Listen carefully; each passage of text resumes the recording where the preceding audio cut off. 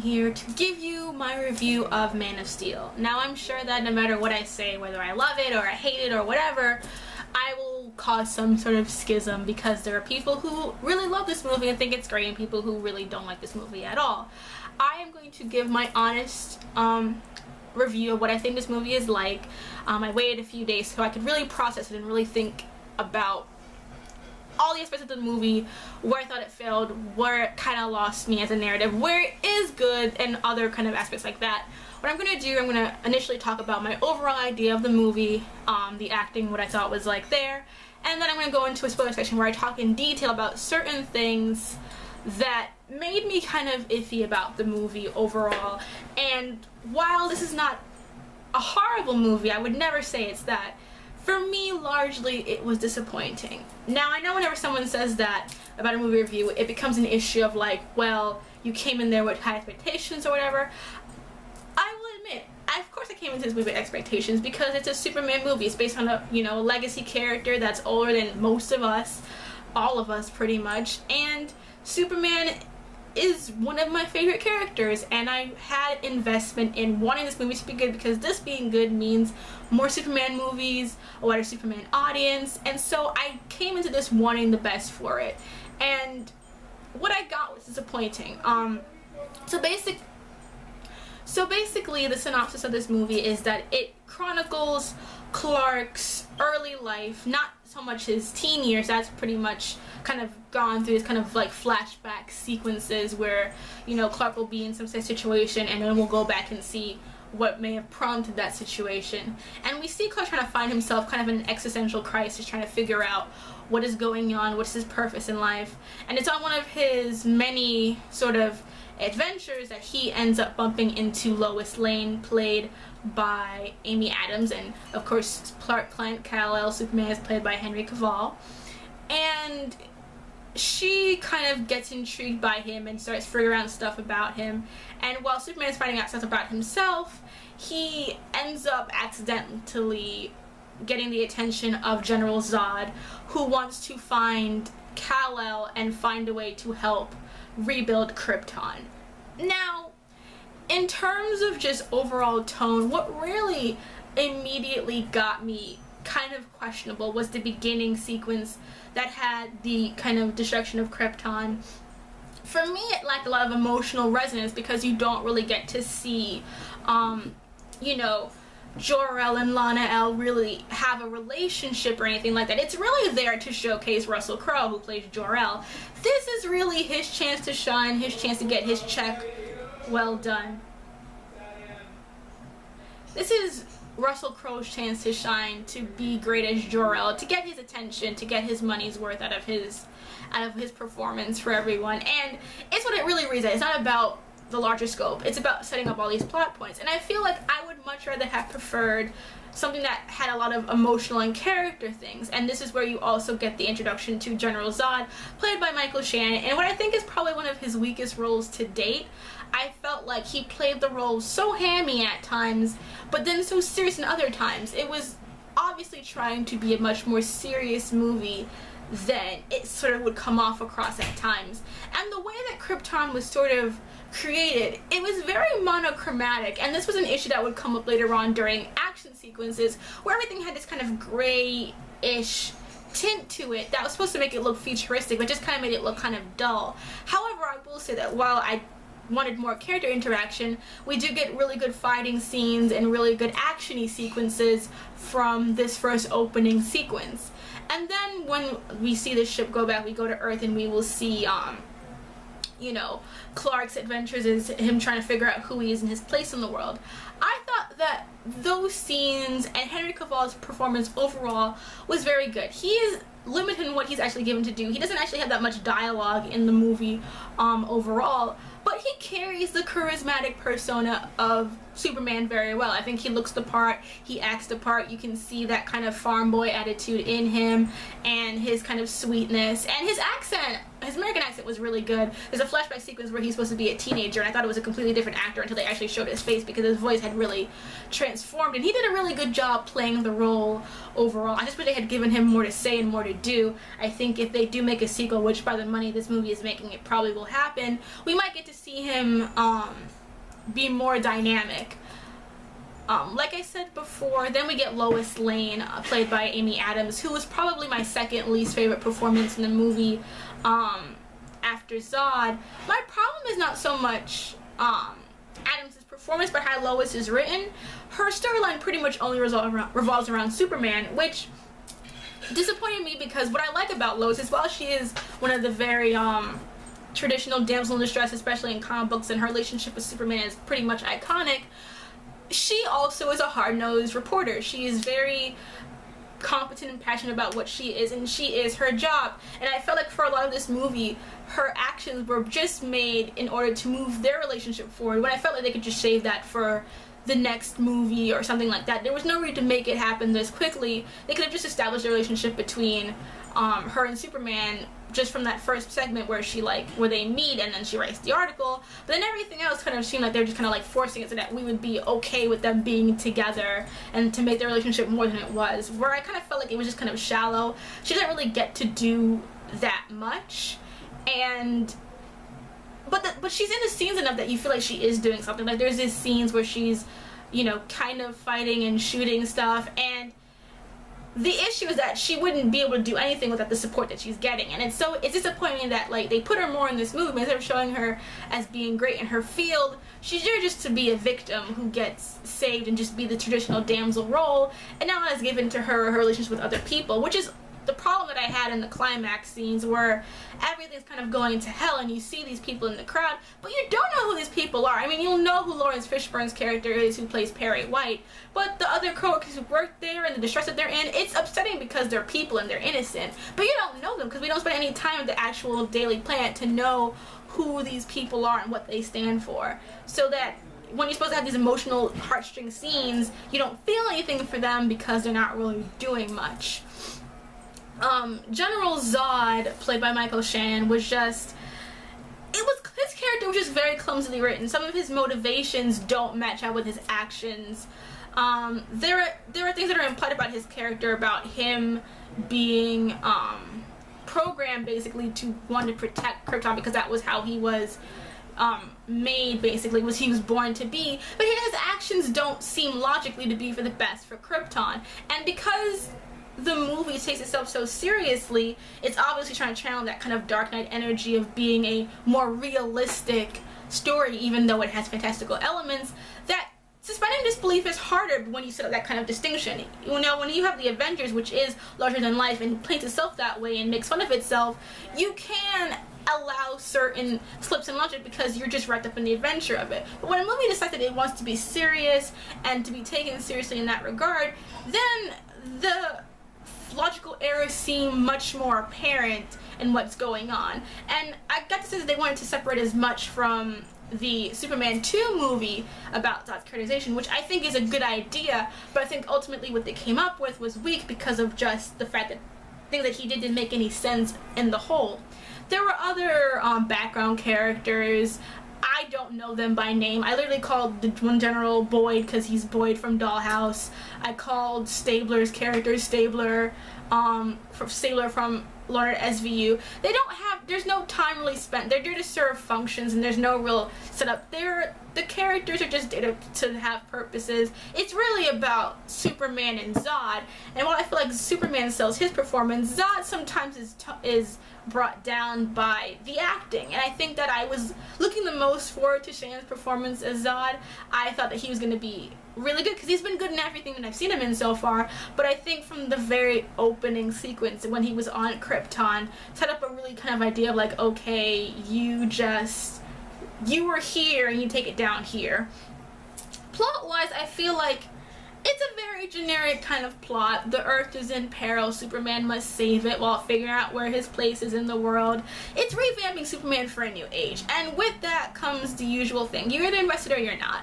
And I was invested in it because I like Superman and I cared about the movie. It's not bad. It's just when you think about it, there are issues there, and sort of like the ridiculousness of it all combined with the seriousness that the whole movie sets up creates this kind of dissonance where, you know, Superman is there to help save the planet, but he's also demolishing an entire city to the point where there's almost, you know, nothing really there, and it's kind of like, well, you know, what was the point of trying to save anything if you're just causing as much destruction?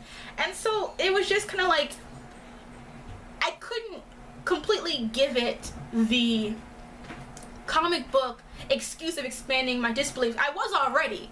You know, you automatically come into this kind of movie suspending your disbelief, but I feel like at a certain point it was like it wanted me to do that, but also take certain things seriously. I'm like, I can't do both when you're not setting up that tone properly.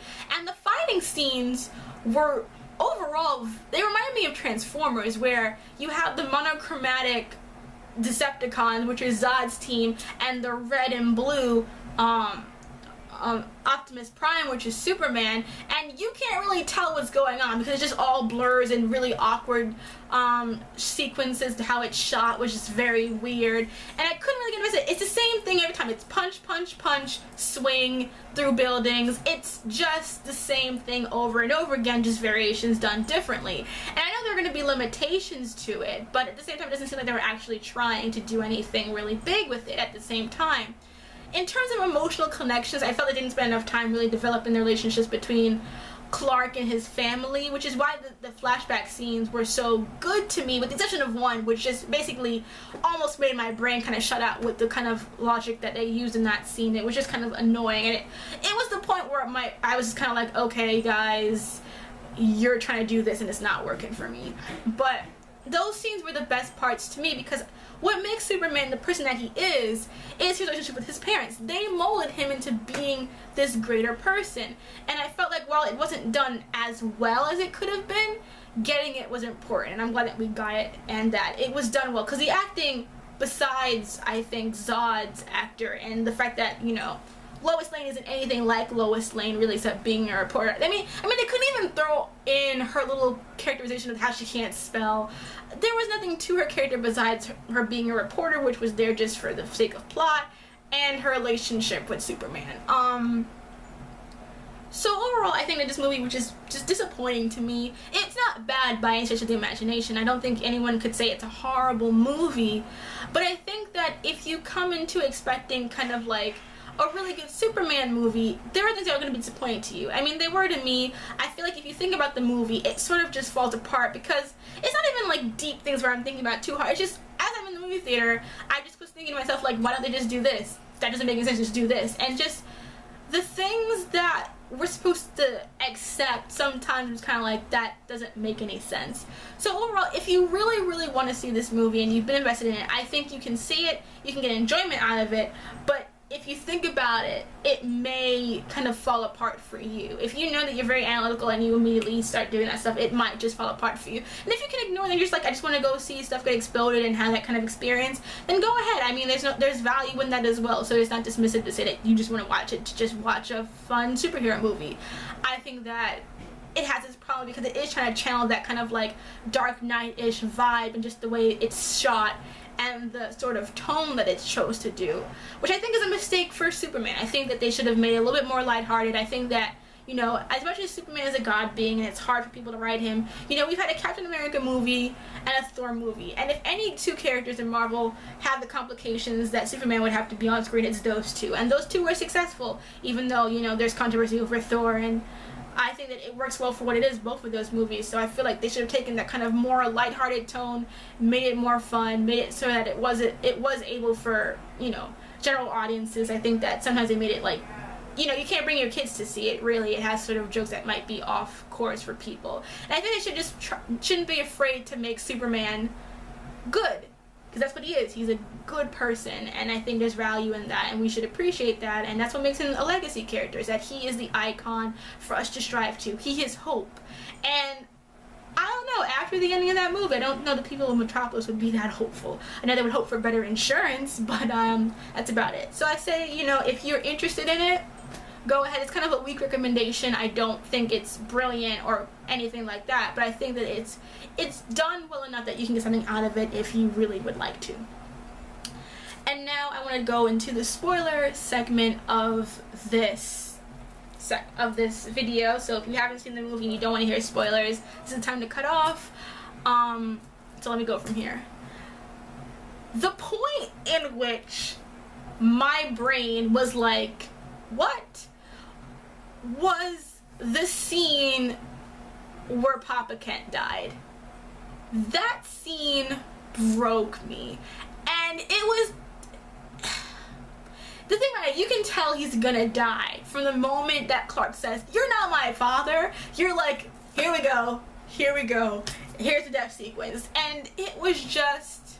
The fact that he went back for the dog and that's why he died, and he told Clark not to come and get him, it just... I know what he was trying to do, but you know what it reminded me of why I didn't like the Uncle Ben's death in The Amazing Spider-Man, because it was logically didn't work for me. It was supposed to drag on your emotions about making them seem like a hero and wanting them to be ready for him, but it's like, why couldn't you have just had Papa Kent have a heart attack? Why couldn't you just have him die by something human, something that Clark, if you want to show that Clark is helpless and that he can't save everything, having his father die of natural causes is the best way to do that, because he can't save him. He can't help him. This was a situation where he could have saved his father, and his father told him not to, which is one of the most, like, craziest things I can imagine happening. And it was at that point. And the fact that it was for the dog. And I know people love their pets, but it's like, he literally was like, she's like, I forgot the dog. I'm like, the dog would have been out if you had rolled down a window. Like, animals know these things were going to happen. It would have left you. When that happened, I sort of was like, okay, Prince. I was like, okay, princess. It's time for you to just pusa. Russell Crowe did not want to leave this movie. As Jor-El, he was in it all. I was like, dude, you know you dead, right? You know that you're gone, dead and gone. And that's what I meant about the scene where he and Lois are there and he's kind of like helping to the ship. It was so Deus Ex Machina, for that he can just come and be programmed into the ship and his consciousness can just take over the ship and fix it. I'm like, so then what is death then if your entire conscious can live on and do all this thing? And why couldn't your wife have been uploaded into it? You can have all this power and all this stuff, you don't have room for your wife's thoughts in there. And I didn't like that he got stabbed by Zod. I'll just say that right now. Like, what bothers me about the Krypton sequence, besides the over-the-topness of it, is just that, like, I like the idea of him and his wife just standing together, watching the thing leave as the planet explodes, them being together and knowing that they'll never see their son again unless it's a hologram. That to me is so emotional poignant, because to understand Superman and what he is, you have to understand how much he's lost, and understand that despite all of that, he's still a good person. And they don't sell that to me. They don't sell to me how much he's lost, because there's nothing there. It turned into this very, like, they have babies through these little weird things, and they're the first natural born baby in like over centuries, to make him even more important. You know, it just seemed very over the top and corny. I'm just like, just make him like a normal Kryptonian. It doesn't have to be something special. I mean, one of the things that, you know, he had been going on Krypton, he would have had a normal Kryptonian life. It didn't need to be made into something this big to have it be about free will and destiny. That's just kind of like, you know, you don't need to add all of that. Superman already is about hope and idealism in the human sense. You don't have to make it that in the Kryptonian sense as well. Just have him be a normal person. I think the Codex plot was really the biggest thing, because the entire time I'm sitting there just thinking, if you want the Codex and you want to rebuild Krypton, go to another planet. Why are you on Earth? You have a terraformer, which means you can transform the topography of any planet that you want into Krypton. The Codex is not confirmed that it will kill Superman to take it out of him, because otherwise why would Jor-El give it to him? So obviously he can have it and survive. So if you, Zod, are programmed to want to do what's best for Krypton, shouldn't your logic and everyone be like, or why didn't Superman think of it? Like, let's just go to Mars, let's go to Venus, let's go to somewhere somewhere else and we'll just rebuild Krypton there. That was my entire thing throughout the entire series. It's why I could not, like, it's kind of what made me not care. It's like, this is so stupid. You guys are fighting for literally no reason. Just go to a different planet. It was driving me crazy, and I just, it was driving me nuts. And then I think what was like, I don't know how to describe it, but it's disappointing to see that they took away like Clark's identity. Like, Lois knows who he is, just knows, and now he's working at the Daily Planet.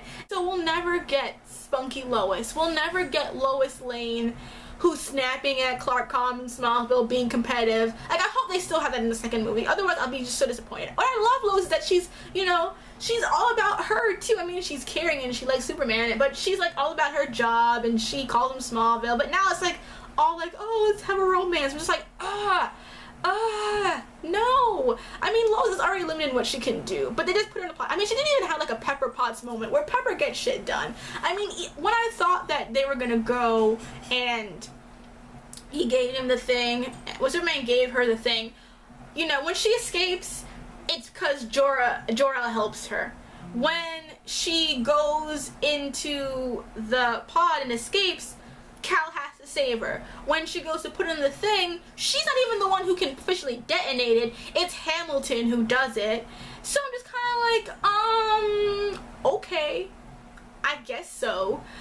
You know, you give her these extra scenes to make it look like, oh, we're giving her stuff to do. It's like, no, you're really not. You just have her there so that she can be, like, why did they even ask for her to come with Superman? Why? For her to just be there. That's it. She's just there to be there. And to make us feel like she's a more fleshed out character than she is. It's just like, just have her be at the Daily Planet doing her thing. You don't have to make this movie about her too. It doesn't have to be. It's not the point to have it. If you're not going to have them at the Daily Planet together working, then it's like, there's no real development for the relationship. It's just like, oh, you know who I am. Let's make out. No, not really here for that.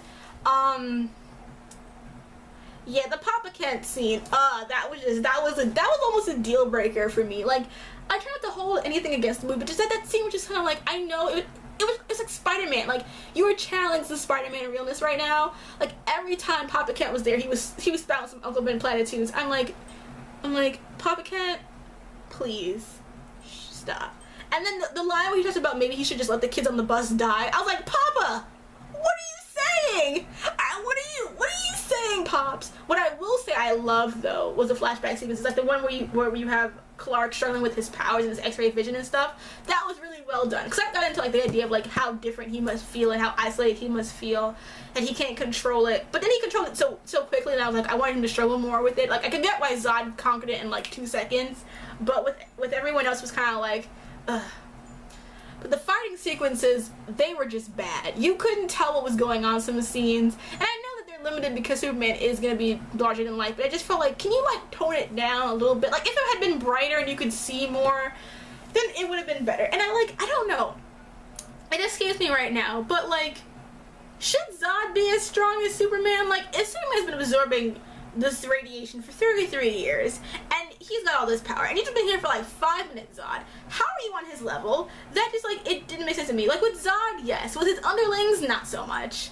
But with Zod, I think it was most of the they wanted to make him kind of almost a tragic character because he's all about Krypton. But the fact that what I said before about him just going to another fucking planet and just making it there, that's what made me just kind of like, you know, I should feel bad for you. And maybe I could if this wasn't ridiculous. If I didn't feel like your solution to this issue was so simple, I might care. But it's too simple. It's such an easy solution that you can come up with, and I'm just kind of like, why are we having a whole conversation about this? But, you know, it was silly to me. And then some of the jokes were silly, like when the girl at the end's like, oh my god, I think he's hot. I'm just like, oh my god, stop. What was great for me was like the Easter eggs. Like, I love when we saw LexCorp. I was like, oh, my boo! I can't wait for Lex Luthor to be there. But just other things, I was kind of like, you know what? It is enjoyable in certain ways. I was never bored. I was never bored watching it. I never like hated it. I just kind of felt like I wanted more emotions. I wanted more character connections, because that's what I think makes Superman great, is having these kind of emotional human connections. And it's like, the other thing though, they fucking destroyed Metropolis. Like, Wasteland fucking burned the earth, messed up Metropolis. But he's going to work? How did they rebuild all this stuff? How's Daily Planet and it's still there. How did you get all this construction done? Like, it's not even like a few buildings are collapsed. You literally laid waste an entire area. What? What? Oh my god. Their insurance policies must be the biggest. Like, it was crazy to me. I'm like, what are you saving, Superman? Because by the time you're done, there's not gonna be anything there. Because, you know, and then I think the ending with Zod, with him killing Zod, was powerful. And I think it's one of the things that saved that climax sequence for me, was that powerful ending, because, you know, he's killed one of his own people. I think there's a sense of loss there, and a sense of him, his first time taking a human life directly, you know, and I think that's something very strong for him, something that he would really deal with. I thought that was a really great Superman moment to show the conflict and the more isolation he must feel, because, you know, he lost someone who was like him, and that must hurt. So I felt like it was just overall a really good way to end that, and to show his kind of like what his emotional levels were. I know I don't know what I am in the minority or majority about this movie. I know this is my opinion. If you disagree, that's fine. You know, it's just a movie. I'm not gonna like be mad, but this is how I saw it. This is how I felt about it, and you know, I'm looking forward to the sequel, because the sequel's probably gonna be made. It made a lot of money, so that will probably be happening, and I look forward to it. I think that they can obviously improve it. There are things to improve upon, and that, you know, you give it money and you make a tighter script and you can fix all these mistakes. It's nothing horrible. It's just I think that it was weak. Better than The Amazing Spider-Man, but not by much.